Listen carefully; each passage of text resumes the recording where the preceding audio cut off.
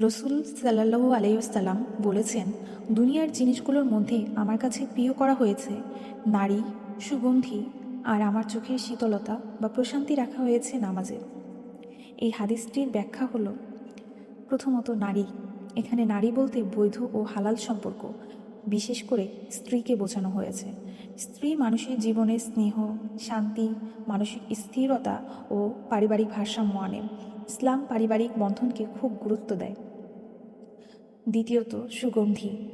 সুগন্ধি পরিচ্ছন্নতা, রুচিশীলতা ও সৌন্দর্যের প্রতীক।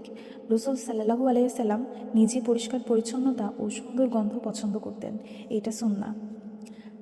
তৃতীয়ত নামাজ। চোখের শীতলতা। চোখের শীতলতা মানে গভীর প্রশান্তি ও আত্মিক শান্তি। নামাজ শুধু দায়িত্ব নয়, বরং আল্লাহর সঙ্গে সরাসরি সংযোগ, যা অন্তরকে শান্ত করে, দুঃখ কষ্ট হালকা করে। এই হাদিসটির মূল শিক্ষা হলো, ইসলাম দুনিয়াবি সুন্দর বিষয়কে হারাম করেনি, বরং সঠিক পথে উপভোগ করতে শিখিয়েছে। তবে সবচেয়ে বড় শান্তি ও আনন্দ আসে নামাজ থেকে। একজন মুমিনের জীবনে পরিবার, পরিচ্ছন্নতা ও ইবাদত, এই তিনটির সুন্দর ভারসাম্য থাকা দরকার।